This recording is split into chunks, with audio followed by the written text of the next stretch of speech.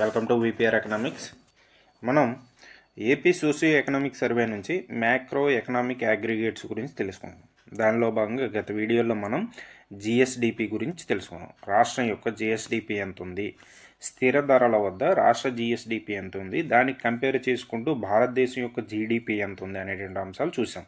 అలాగే ఆంధ్రప్రదేశ్ రాష్ట్ర జిఎస్డిపిలో వివిధ రంగాల యొక్క వాటాలు అనేవి ఎంత ఉన్నాయి అంటే మనకి అగ్రికల్చరల్ సెక్టర్ గురించి, అదేవిధంగా ఇండస్ట్రియల్, అదేవిధంగా సర్వీస్ సెక్టర్, ఈ మూడు రంగాల నుంచి ఈ జీవీఏకి లేదా జిఎస్డిపికి, రాష్ట్ర జీవీఏ లేదా రాష్ట్ర జిఎస్డిపికి ఈ రంగాల నుంచి ఎంతెంత వాటాలు అనేవి స్థిర ధరల వద్ద కంట్రిబ్యూట్ చేస్తున్నాయి, వాటి యొక్క ఉత్పత్తి ఎంత ఉంది, వృద్ధి రేట్లు ఎంత ఉన్నాయి అనేటువంటి అంశాలు గత వీడియోలో చూసాం.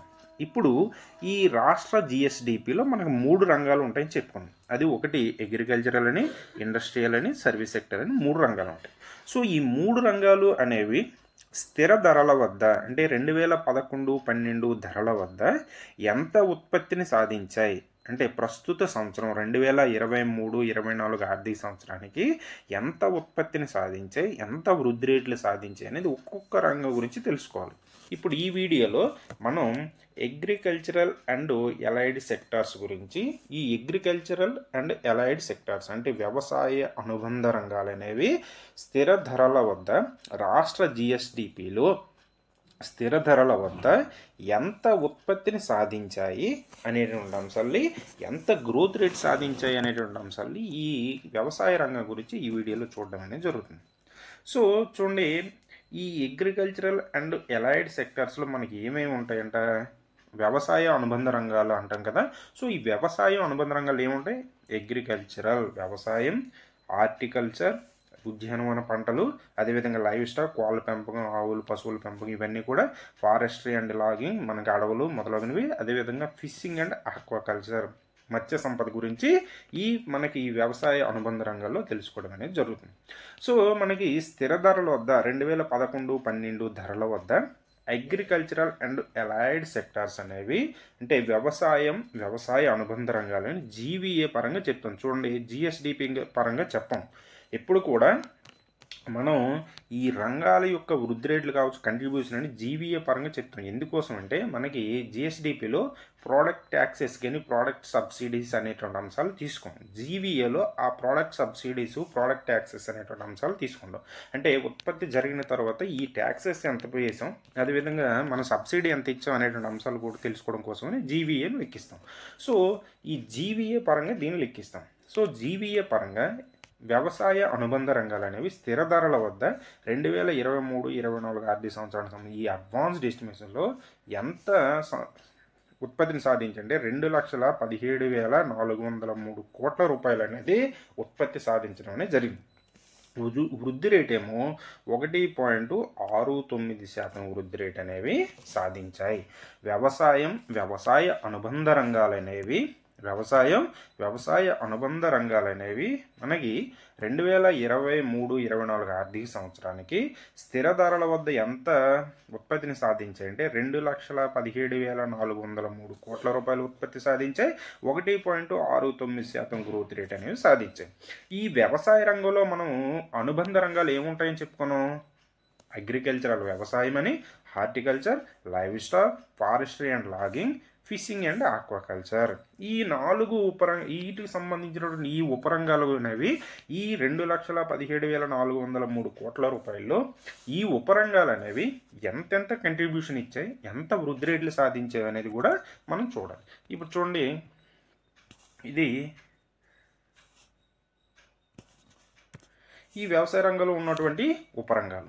చూడండి, మొదటిది అగ్రికల్చర్ వ్యవసాయ అనుబంధ రంగాల్లో మొదటిది వ్యవసాయ రంగం. ఈ వ్యవసాయ రంగం అనేది 2023-24 ఆర్థిక సంవత్సరానికి సంబంధించి మనకి 2,17,403 కోట్ల రూపాయలు ఈ వ్యవసాయ రంగం ఎంత కంట్రిబ్యూట్ చేసింది, 24,450 కోట్ల రూపాయలు అనేది వ్యవసాయ రంగం నుంచి వచ్చింది. అయితే ఇది 2023-24 ఆర్థిక సంవత్సరం. అయితే గత ఆర్థిక సంవత్సరంలో ఎంత అంట, 2022-23 ఆర్థిక సంవత్సరంలో 27,112 కోట్ల రూపాయలు. దీన్ని బట్టి మనకి ఏమర్థమవుతుంది, తగ్గుదల అనేది ఉంది. తగ్గుదల అనేది ఉంది. ఎంత తగ్గింది? నెగిటివ్ గ్రోత్ రేట్ నమోదైంది. 9.82% నెగిటివ్ మైనస్ గ్రోత్ రేట్లు నమోదైంది. అంటే వ్యవసాయం రంగంలో వ్యవసాయం యొక్క ఉత్పత్తి అనేది తగ్గినట్టుగా తెలుస్తుంది. గత ఆర్థిక సంవత్సరంతో పోల్చుకుంటే వ్యవసాయ రంగంలో వ్యవసాయం యొక్క ఉత్పత్తి అనేది తగ్గినట్టుగా తెలుస్తుంది. నెక్స్ట్ది రెండో అనుబంధ రంగం ఏంటంటే హార్టికల్చర్, ఉద్యానవన పంటలకు సంబంధించినటువంటి ఈ హార్టికల్చర్లో మనకి ప్రస్తుత ఆర్థిక సంవత్సరం అంటే 23-24 ఆర్థిక సంవత్సరంలో ఎంత ఉత్పత్తి సాధించింది? 56,262 కోట్ల రూపాయలు జీవీఏ పరంగా స్థిర ధరల వద్ద ఆంధ్రప్రదేశ్ యొక్క జీవీఏలో హార్టికల్చర్ అనేది 56,262 కోట్ల రూపాయలు ఉత్పత్తి సాధించింది. గ్రోత్ రేట్ ఏమో 2.84% గ్రోత్ రేట్ ఏమో సాధించింది. అదేవిధంగా గత ఆర్థిక సంవత్సరం 22-23లో 54,709 కోట్ల రూపాయలు అనేది సాధించింది. అంటే దీంతో పోల్చుకుంటే ఇది పెరుగుదల అనేది ఉంది కాబట్టి సో గ్రోత్ రేట్ ఏమో ప్లస్లోనే 2.84% ఉంది. వ్యవసాయ రంగం గ్రోత్ రేట్ మాత్రం 9.82% మైనస్లో గ్రోత్ రేట్ అనేది నమోదైంది. నెక్స్ట్ది వ్యవసాయ రంగంలో ఉన్నటువంటి మిగతా అనుబంధ రంగాల గురించి చూసుకున్నట్టయితే ఒకసారి మనకి వ్యవసాయ రంగంలో ఉన్నటువంటి మిగతా అనుబంధ రంగాలు అంటే లైవ్ స్టాక్, అంటే మనం కోళ్ళ పెంపకం, పశువుల పెంపకం ఇవి ఉంటాయి కదా. సో వీటి గురించి చూసుకున్నట్టయితే ఈ మనకి 2.17 లక్షల కోట్ల జీవీఏలో మనకి ఈ లైవ్ స్టాక్ రంగం అనేది అంటే పశువులు, కోళ్ళ పెంపకం వీటి ద్వారా 63,886 కోట్ల రూపాయలు అనేది వచ్చింది. గ్రోత్ రేట్ ఏమో 4.79% గ్రోత్ రేట్ ఏమో నమోదైంది. ఇది లైవ్ స్టాక్ రంగం అనేది వ్యవసాయ రంగం యొక్క అనుబంధ రంగమైనటువంటి ఈ లైవ్ స్టాక్ అనేది 63,886 కోట్ల రూపాయలు నమోదయ్యి 4.79% గ్రోత్ రేట్ ఏమో నమోదైంది. గతంలో అయితే 22-23 ఆర్థిక సంవత్సరంలో 60,966 కోట్ల రూపాయలు అనేది నమోదవడం అనేది జరిగింది. నెక్స్ట్ది ఫారెస్ట్రీ అండ్ లాగింగ్ సెక్టార్, మనకి అటవీ సంపద అనేది మనకి 2,17,000 కోట్ల రూపాయల్లో 2,673 కోట్ల రూపాయలు అనేది ఈ ఫారెస్ట్రీ రంగం నుంచి రావడం అనేది జరిగింది. గ్రోత్ రేట్ ఏమో 0.85% గ్రోత్ రేట్ ఏమో నమోదైంది. అలాగే fishing and aquaculture Matsya Sampada. ఈ మత్స్య సంపద అనేది ప్రస్తుత ఆర్థిక అంటే 2023-24 ఆర్థిక సంవత్సరంలో 70,131 కోట్ల రూపాయలు అనేది ఈ ఫిషింగ్ అండ్ ఆక్వాకల్చర్ నుంచి వచ్చింది. ఎందులో 2.17 లక్షల కోట్లలో 70,131 కోట్ల రూపాయలు అనేది మనకి మత్స్య సంపద నుంచే రావడం అనేది జరిగింది. ఈ మత్స్య సంపద అనేది 2023-24 ఆర్థిక ఎంత గ్రోత్ రేటు? 2.61% గ్రోత్ రేట్ అనేది నమోదైంది. సో ఇంతవరకు దీని యొక్క అనుబంధ రంగాలు అనేవి మనం తెలుసుకున్నాం. అయితే ఇక్కడ ఇంకా తెలుసుకోవాల్సిన అవసరం ఏంది? ఏది అమౌంట్ పరంగా ఏది ఎక్కువ కంట్రిబ్యూషన్ చేసింది, అలాగే మనకి వృద్ధి రేట్లు ఎక్కువ ఏది నమోదు చేసింది. మనకి చూడండి జీవీఏ అనేది ఎంత? 2.17 లక్షల కోట్ల, గ్రోత్ రేట్ ఏమో 1.6. ఇందులో మనకి వ్యవసాయ రంగం గ్రోత్ రేట్ ఎంత? 9.82% మైనస్ గ్రోత్ రేట్లు అనేది నమోదైంది. అలాగే మనకి హార్టికల్చర్ యొక్క గ్రోత్ రేట్ ఎంత? 2.84% గ్రోత్ రేట్. అలాగే లైవ్ స్టాక్ యొక్క గ్రోత్ రేట్ ఎంత? 4.79% growth rate. So forestry and logging యొక్క గ్రోత్ రేట్ ఎంత? 0.85%. అలాగే ఫిషింగ్ అండ్ ఆక్వాకల్చర్ యొక్క గ్రోత్ రేట్ ఎంత? 2.61% గ్రోత్ రేట్. ఇప్పుడు ఈ వ్యవసాయ అనుబంధ రంగాల్లో ఏ రంగం అనేది మనకి ఎక్కువ గ్రోత్ రేట్ అనేది నమోదయ్యింది? ఏ రంగం అనేది ఎక్కువ గ్రోత్ నమోదు చేసింది? చూడండి, ఇది లైవ్ స్టాక్. ఈ లైవ్ స్టాక్ రంగం అనేది 4.79% మనకి కోళ్ళ పరిశ్రమ లేదా పశువులు ఇవన్నీ కూడా లైవ్ స్టాక్స్ పశు సంపద నుంచి రావడం అనేది జరిగింది. ఆ తర్వాత అత్యధికంగా మనకి దేని నుంచి వచ్చింది? హార్టికల్చర్, ఉద్యానవన రంగం అనేది అత్యధిక గ్రోత్ రేట్ అనేది సాధించినటువంటి వ్యవసాయ అనుబంధ రంగాలు అత్యధిక గ్రోత్ రేట్ సాధించింది. నెంబర్ 1లో ఏది ఉంది? లైవ్ స్టాక్ అనేది ఉంది. నెంబర్ 2లో ఏది ఉంది? హార్టికల్చర్ అనేది ఉంది. నెంబర్ 3 ఏమో మనకి ఫిషింగ్ అండ్ ఆక్వాకల్చర్ అనేది ఉంది. ఆ తర్వాత ఏమో ఫారెస్ట్ అండ్ ఉంది. లాస్ట్లో మనకి అగ్రికల్చర్, ఇది మైనస్ గ్రోత్ రేట్లో ఉంది. ఇవి గుర్తుపెట్టుకోవాలి, ఏది ఎక్కువ ఉంది ఏది తక్కువ ఉంది, ఇది కూడా మనం గుర్తుపెట్టుకోవాల్సి ఉంటుంది. అదేవిధంగా ఈ అమౌంట్ పరంగా ఏది ఎక్కువ ఉంది? గ్రోత్ రేట్ పరంగా చూసాం. ఇప్పుడు అమౌంట్ పరంగా అగ్రికల్చర్ ఏమో మనకి 24,450 కోట్ల రూపాయలు వ్యవసాయం నుంచి వచ్చింది. అదేవిధంగా హార్టికల్చర్ నుంచి 56,262 కోట్ల రూపాయలు వచ్చింది. లైవ్ స్టాక్ నుంచేమో 63,886 కోట్ల రూపాయలు వచ్చింది. ఫారెస్ట్ అండ్ లాగింగ్ నుంచి 2,673 కోట్ల రూపాయలు వచ్చింది. ఫిషింగ్ అండ్ ఆక్వాకల్చర్ నుంచి 70,130 కోట్ల రూపాయలు వచ్చింది. సో ఇప్పుడు ఈ అమౌంట్ పరంగా చూసుకున్నట్టుగైతే అత్యధిక వాటా వ్యవసాయ అనుబంధ రంగాల్లో అత్యధికంగా ఏ రంగం నుంచి వచ్చింది? ఫిషింగ్ అండ్ ఆక్వాకల్చర్ నుంచి 70,131 కోట్ల రూపాయలు అనేది వచ్చింది. ఆ తర్వాత లైవ్ స్టాక్ నుంచి వచ్చింది 63,886 కోట్ల రూపాయలు లైవ్ స్టాక్ నుంచి వచ్చింది రావడం అనేది జరిగింది. ఆ తర్వాత చూసుకున్నట్టుగైతే హార్టికల్చర్ నుంచి వచ్చింది. ఆ తర్వాత వ్యవసాయ రంగం, ఆ తర్వాత మనకి ఫారెస్ట్ అండ్ లాగింగ్ అనేది వచ్చింది. సో ఇవి కూడా గుర్తుపెట్టుకోవాలి, ఏది ముందుంది ఏది వెనకుంది అనేటువంటి అంశాలని మనం గుర్తుపెట్టుకోవాలి. ఇదే అంశాన్ని మనకి టేబుల్ రూపంలో ఇస్తాడు మళ్ళీ. సో దీన్ని కూడా మనం చూడాలి. సో అది చదివినా ఇది చదివినా మనకి ఒకటే. సో కన్ఫ్యూజ్ అవ్వాల్సిన అవసరం అయితే ఏమీ లేదు. సో మీరు నిశ్చింతగా అది నేర్చుకుంటే ఇది నేర్చుకోవాల్సిన అవసరం అయితే లేదు. కాకపోతే అక్కడ మనకి 2 అంశాలు ఇస్తాడు, 22, 23 వరకు ఇచ్చాడు. ఇప్పుడు మిగతా అంశాలు కూడా మనం చూస్తాం. చూడండి, GVA estimates of agricultural and allied sectors at constant price 2011-12 ధరల్లో 2014-15 నుండి 2023-24 వరకు ఎంత ఉన్నాయి అనేటువంటి అంశాలని మనం చూస్తాం. ఇప్పుడు ఒక్కొక్క దాని గురించి చూద్దాం. చూడండి, 2014-15లో అగ్రికల్చర్ అండ్ హార్టికల్చర్ అనేవి జీవీఏ పరంగా 60,983 కోట్ల రూపాయలు ఉండి గ్రోత్ రేట్ ఏమో 0.59% గ్రోత్ రేట్ అనేది ఉండేది.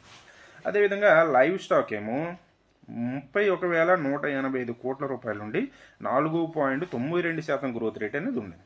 అదేవిధంగా ఫారెస్ట్ అండ్ లాగింగ్ అనేమో 2,412 కోట్ల రూపాయలు ఉండి -3.19% గ్రోత్ రేట్ ఏమో మైనస్లో ఉంటుంది. అలాగే ఫిషింగ్ అండ్ ఆక్వాకల్చర్ ఏమో చూడండి, ఫిషింగ్ 17,620 కోట్ల రూపాయలు ఉండి 13.56% గ్రోత్ రేట్ అనేది ఉండేది. ప్రస్తుతం ఇవి ఎంత గ్రోత్ రేట్లో ఉన్నాయి? ప్రస్తుతం మనకి 23-24 వచ్చేటప్పటికి ఈ అగ్రికల్చర్లో ఉన్నటువంటి వ్యవసాయం మరియు ఉద్యానవన పంటలు అనేవి 80,713 కోట్ల రూపాయలు ఉత్పత్తిని సాధించి 1.36 గ్రోత్ రేట్ ఏమో మైనస్లో ఉంది, నెగిటివ్ గ్రోత్ రేట్ ఏమో నమోదు చేసి. అలాగే లైవ్ స్టాక్ ఏమో 63,886 కోట్ల రూపాయలు ఉండి 4.79% గ్రోత్ రేట్ నమోదైంది. అదేవిధంగా ఫారెస్ట్ అండ్ లాగింగ్ ఏమో 2,673 కోట్ల రూపాయలు ఉండి 0.85% గ్రోత్ రేట్ నమోదైంది. అదేవిధంగా ఫిషింగ్ అండ్ ఆక్వాకల్చర్ ఏమో 7,130 కోట్ల రూపాయలు ఉండి 2.61% గ్రోత్ రేట్ ఏమో నమోదవడం అనేది జరిగింది. అయితే ఇక్కడ మనం ఆల్మోస్ట్ అన్ని రకాలుగా చూసుకున్నట్టుగా గతంతో పోల్చుకుంటే ఏవి తగ్గాయి ఏవి పెరిగాయి అనేటువంటి అంశాలు మరలా మనం చూడాల్సి ఉంటుంది. చూడండి, ఈ 22-23 ఆర్థిక సంవత్సరం అదేవిధంగా 23-24 పోల్చుకుంటే పెరిగాయి తగ్గాయి. సో ఈ అమౌంట్ పరంగా అయితే చూడండి తగ్గింది. సో అగ్రికల్చర్ అండ్ హార్టికల్చర్ ఏమో అమౌంట్ పరంగా తగ్గింది, అందుకోసమే మనకి మైనస్ గ్రోత్ రేట్ ఏమో నమోదైంది. అదేవిధంగా గ్రోత్ రేట్ కూడా తగ్గింది, 1.83% ఉండేది 1.36% మైనస్లో గ్రోత్ రేట్ అనేది వచ్చింది. అదేవిధంగా లైవ్ స్టాక్ ఏమో గ్రోత్ రేటు పెరిగింది, లైవ్ స్టాక్ యొక్క గ్రోత్ రేట్ అయితే మాత్రం పెరిగింది. అదేవిధంగా అమౌంట్ కూడా పెరిగింది. నెక్స్ట్ది ఫారెస్ట్ అండ్ లాగింగ్, ఇవి కూడా గ్రోత్ రేట్ ఏమో మనకి అమౌంట్ పరంగా పెరిగింది, గ్రోత్ రేట్ పరంగా కూడా పెరిగింది, గ్రోత్ రేట్ పరంగా పెరిగింది. అదేవిధంగా ఫిషింగ్ అండ్ ఆక్వాకల్చర్, ఇది కూడా పరిమాణం అంటే ఉత్పత్తి అనేది పెరిగింది. చూడండి, 63,344 కోట్ల నుంచి 70,131 కోట్లకు పెరిగింది. అదేవిధంగా గ్రోత్ రేట్ అనేది తగ్గింది, గ్రోత్ రేట్ ఏమో తగ్గింది, అంటే పరిగెడుతూనే ఉంది, కాకపోతే పరిగెత్తేటటువంటి వేగం అనేది తగ్గిపోయినట్టుగా అనమాట. సో ఈ విధంగా మనకి గ్రోత్ రేట్లు. సో అత్యధిక గ్రోత్ రేట్ ఎప్పుడు నమోదయ్యాయి అనేటువంటి అంశాలు కానీ మనం చూసుకున్నట్టుగైతే చూడండి, ఇది అగ్రికల్చర్ అండ్ హార్టికల్చర్ ఏమో మనకి 15.26% గ్రోత్ రేట్ ఏమో 17-18లో సాధించాయి. అలాగే లైవ్ స్టాక్ ఏమో అత్యధిక గ్రోత్ రేట్ ఏమో 16-17లో 15.73% సాధించాయి. అలాగే ఫారెస్ట్ అండ్ లాగింగ్ ఏమో అత్యధిక గ్రోత్ రేట్లు 8.16%, ఇది కూడా 17-18లో సాధించింది. అలాగే ఫిషింగ్ అండ్ ఆక్వాకల్చర్ అత్యధిక గ్రోత్ రేట్ ఏమో 38.93% గ్రోత్ రేట్ అనే ఎప్పుడు సాధించింది 15-16లో సాధించడం అనేది జరిగింది. ఈ అంశాల్ని మీరు గుర్తుపెట్టుకోవాలి. నెక్స్ట్ ఏమన్నా సో ఇదే అంశాలు మనకు పర్టికులర్ ఇచ్చింది మనకి ఈ రూపంలో కూడా ఇస్తారు. సో ఇది అంత అవసరం లేదు. సో ఇది కూడా అంతే. సో మనం ఆల్రెడీ చూసిన అంశాలే మనకి వీటిని కూడా ఈ గ్రోత్ రేట్లు ఎలా ఉన్నాయి అనేటువంటి అంశాలు దేనికంటే ఏది ఎక్కువ ఉంది అనేటువంటి అంశాలు తెలుస్తాయి. చూడండి ఇది మనకి కొంత అంటే దేనికంటే గ్రోత్ రేట్లు ఏది ఎక్కువ ఉన్నది అనేది మనకి కొంత గుర్తు రాని సమయంలో ఇవి ఉపయోగపడుతుంటే ఒకసారి చూసుకోండి. చూడండి ఫిషింగ్ అనేది ఎక్కువగా ఉంది, మిగతా వాటితో పోల్చుకుంటే గ్రోత్ రేట్ ఫిషింగ్ ఎక్కువ ఉంది. అదేవిధంగా ఆ తర్వాత ఫారెస్ట్ అనేది కూడా ఉంది. చూడండి ఫారెస్ట్ కూడా ఉంది. నెక్స్ట్ ఇది లైవ్ స్టాక్ ఉంది. అగ్రికల్చర్ అండ్ హార్టికల్చర్ గ్రోత్ రేట్లు ఏమో మిగతా వాటితో పోల్చుకుంటే తక్కువగా కిందన ఉన్నాయి. సో ఇది కూడా మీకు గుర్తుపెట్టుకోవడానికి ఈజీగా ఉండే అంశం. నెక్స్ట్ది మనకి ఇండస్ట్రియల్ సెక్టర్. అనేది దీనికి సంబంధించి మరలా సపరేట్ వీడియో అనేది మనం చేసుకోవడం అనేది జరుగుతుంది.